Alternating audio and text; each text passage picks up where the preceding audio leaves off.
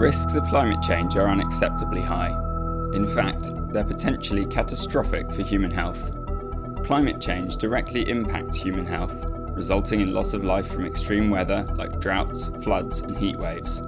But it will also damage the ecosystems we rely on for good health, resulting in more polluted air, decreased crop yields, and undernutrition, and threatening our supply of clean drinking water. Climate change will bring social change.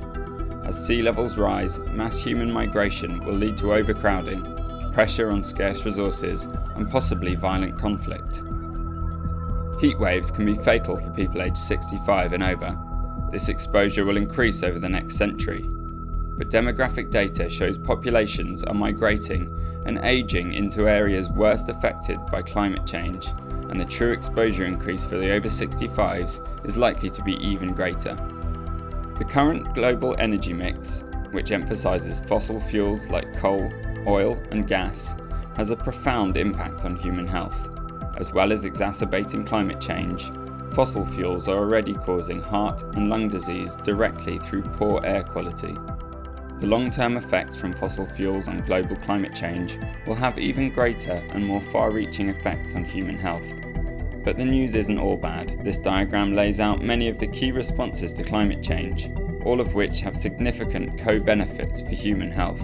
Low carbon vehicles and active transport like walking and cycling decrease air pollution and carbon emissions, and also decrease obesity and cardiovascular disease.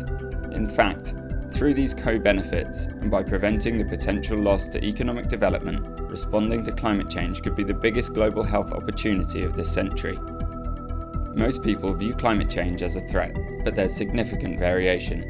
Over 70% of the population in Brazil, South Korea, and Greece understand that climate change is a major threat, compared to 40% or less in the USA and China.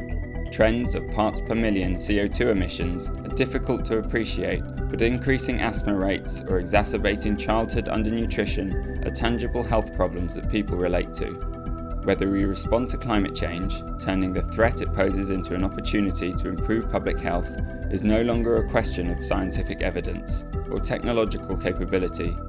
It is now entirely a matter of political commitment. The health profession has a vital role to play in driving this transition, communicating the risks and ensuring climate change policies promote public health.